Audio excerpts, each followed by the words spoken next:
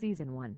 The only hacker in the world has not been arrested. The vast majority of perpetrators of ransom aircraft have ended up in good or bad ways, either killed or in jail. They simply cannot fly forever in the sky and often fall into the trap of security forces. However, nearly 40 years ago there was an exception. The hijacker brought $200,000 into the night sky, and now it's notorious, even becoming the protagonist of the Westmoreland protagonist in the popular soap opera, Beyond. Season 1.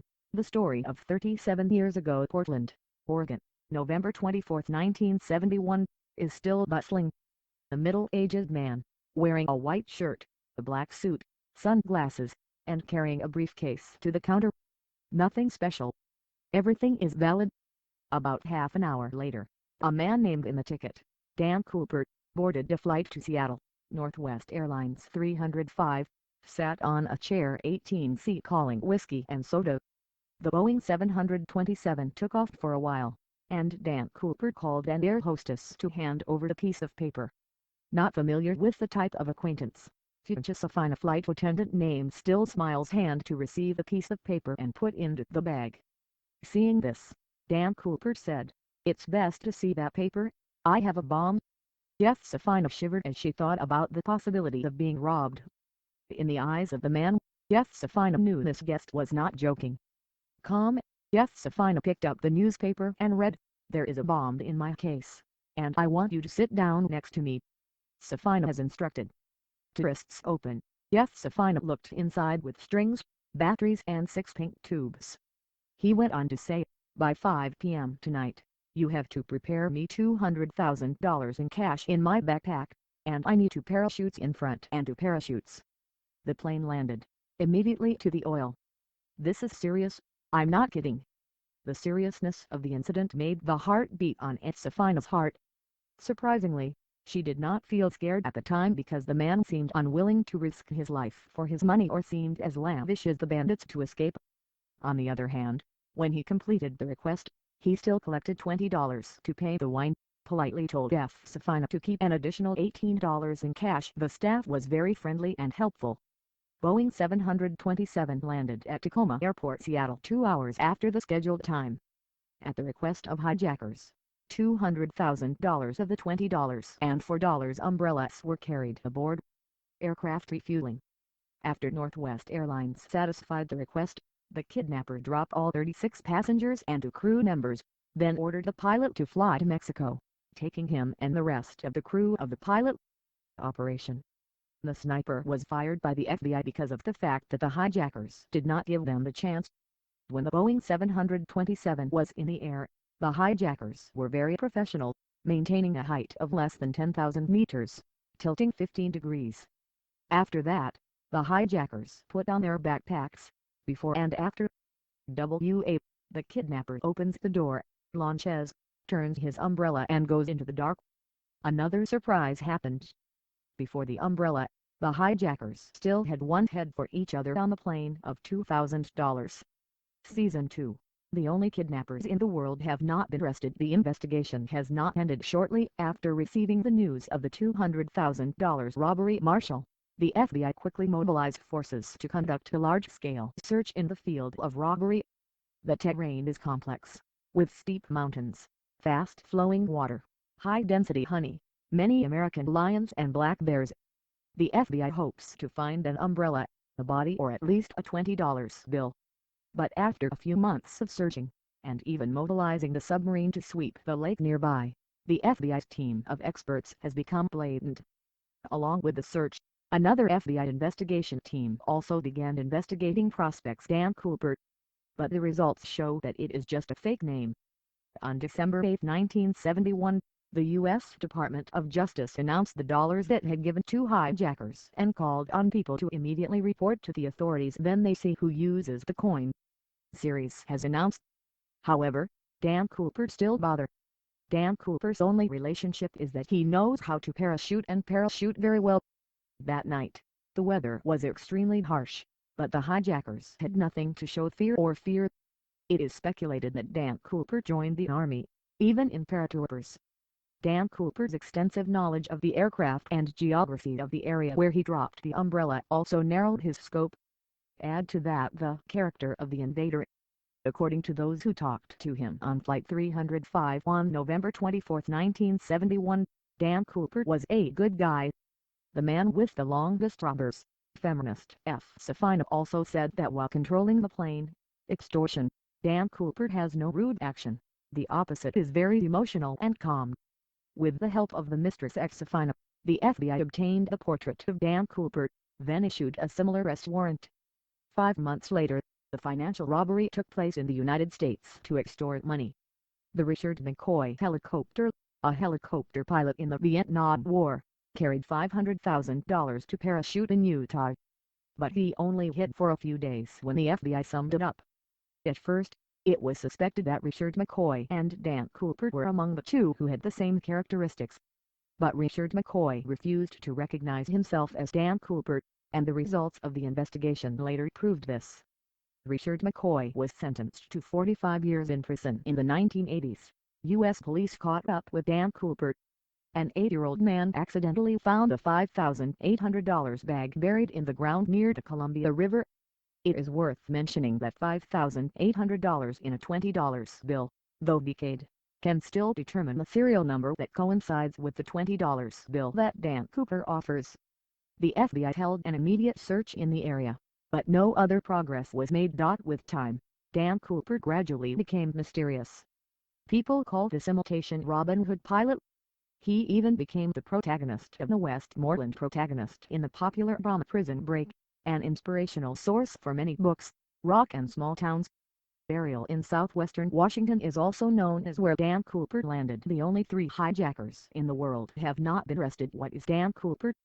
The more extensive the profile of Dan Cooper, the FBI has screened more than 1,000 suspected hijackers. On November 24, 1971, there were times when the door of the case seemed to open before the eyes of the investigators, but in the end they were insufficient because there are not enough factors to make accurate conclusions. Here is a typical example. In December 1995, an American antique dealer named Dwayne Weber called his wife at the bedside and said, "You are Dan Cooper. The knee injury is post-mortem.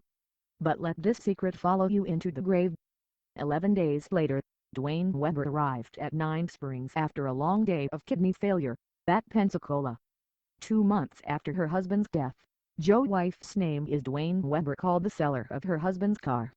The owner discovered a purse hidden in the car, including a decision to be discharged from the U.S. Navy for bad behavior named Dwayne Weber, a social security card and a launch order.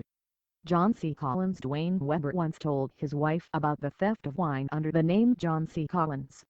In April 1996, Joe told the story of his past crime and military service, and at the same time blamed the words of his late husband. "You never thought he was Dan Cooper?" asked Joe's friend. With curious excitement, Joe decided to go to the library to look at Dan Cooper's new file when his late husband had a lot of identity features similar to the description of Dan Cooper of the FBI. In a wanted order, the FBI, Dan Cooper, appears to be a man between the ages of 40 and 50. 6 minutes, about 1 meter 82, weighs 170 pounds 78 kilograms, black hair, enjoys whiskey, continuous smoking. At the time of the hijacking we were talking about, 47-year-old Dwayne Weber, who was 6.1 feet tall, about 1 meter 84, weighed 185 pounds 84 kilograms, also enjoyed whiskey and heavy drugs. Joe phoned the FBI and talked about his findings. He even met Ralph Himmelsbach, an FBI agent in charge of hijacking on November 24, 1971, until he retired 1980. With the help of Ralph Himmelsbach, in March 1997, the FBI reopened Dan Cooper's resume, interviewed Joe as well as his former wives and Dwayne Weber's brother, and compared Dwayne's fingerprints. Weber with 66 fingerprints collected on Northwest Airlines Boeing 727. As a result, no matches were found. In August 1998, on the grounds that no further evidence could be found that could help clarify the case, the FBI closed the Dan Cooper case. Even so, retired FBI agent Ralph Himmelsbach believed the hijacker must be a criminal past, trained in military and knows about Northwest Airlines. Meanwhile, the U.S. News Service has confirmed that Dwayne Weber served in the U.S. Army in the early 1940s, being rehabilitated in at least 6 prisons for theft and counterfeiting. newspapers from 1945 to 1968. In 1971, Dwayne Webber suffered both emotional and physical collapse, the marriage with his fifth wife on the brink of collapse, the diagnosis of kidney disease and, if not, the drug could only live up to a maximum of 3 years. Half. According to Ralph Himmelsbach, Dwayne Webber was the most suspicious of the suspected hijackers on November 24, 1971. The person with a previous conviction like Dwayne Webber, in such circumstances can absolutely decide to make a final shot to life. However, that is just the speculation of an individual. Recently, the Dan Coulpert case has been re-engineered again as new clues are discovered. Last year, the only hijacker in the world has not been arrested. The chance to end the case over the centuries. Investigators from the Sherlock's Office of Investigation in New York routinely received bizarre requests like an elderly woman suspected of being nailed to the wall by her killer or spider suddenly disappeared. Please help me find it. So, they did not feel surprised to receive an email message saying, "Hi guys, I really want to contact director Nora Ephron. Maybe she will be interested in my story, Claire Christensen." However, a few days later, they received a second letter from Claire Christensen, which read, "I know the answer to a long-standing case in which no one was injured. And contact me." Feeling something abnormal, Chief Sherlock investigator, Skip Bothias, wrote in a few words. Lastly, Bothias also identified the owners of the other letters as a retired postal worker, 77, who lives in Morris, Minnesota. Christensen says he's familiar with the man who caused the super trial in Seattle, or rather he's Dan Coulpert's brother. Christensen wants to contact the author of the film Sleepless Night in Seattle because what he is about can completely become the material for another cinematic film taking Seattle as background. According to Christensen, as early as 2003, he suspected his older brother, Kenneth Peter Christensen, was Dan Coulpert. One night, Christensen accidentally saw the book Untold Secrets, which refers to Dan Coulpert's hijacking. After seeing the FBI portrayal of Dan Coulpert, Christensen uttered that it was too much like his brother. Read more articles on Dan Coulpert. Christensen more and more believed that his brother is Dan Coulpert. In 2004, Christensen wrote to the FBI, "The rest of my life in this world is not much, and before I get to dust, I want to know if my brother is Dan Coulpert. I believe it is true." Dan Coulpert's brother, Bothias, did not dare believe that God had given him a mission to unravel the decades-old superhero.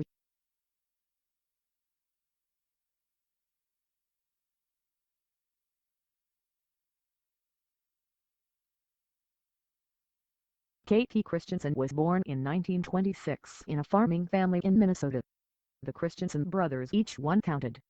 L. Christensen likes to have sex, while K.P. Christensen is a dignitary, not only good at studying, but also very good at drawing, participating in choruses, theater teams and winning many championships.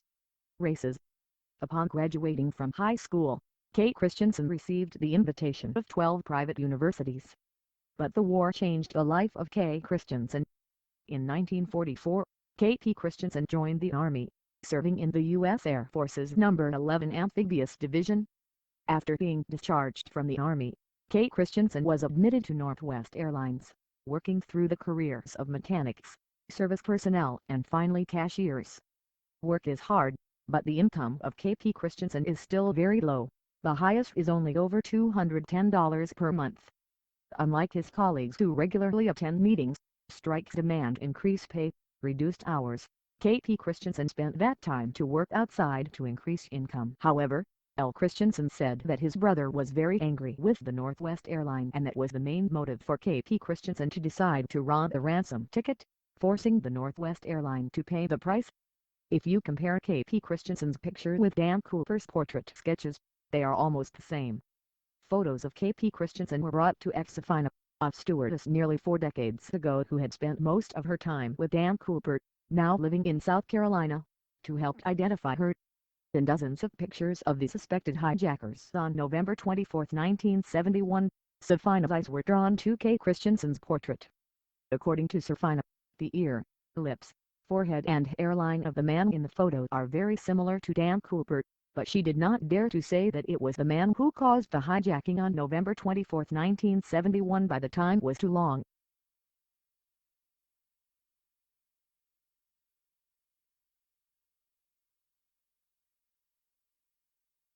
In addition, KP Christensen has the same characteristics as the FBI's description of Dan Cooper: drinking whiskey, smoking constantly. Besides, there are some other suspicious details, such as, October 1972, nearly a year after the hijacking, KP Christensen got $14,000 to buy a farm, and in 1973 bought a piece of land worth $1,500.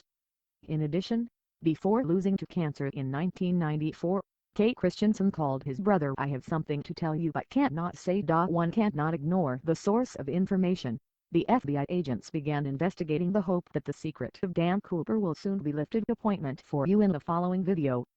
Please register for support offline. Thank you.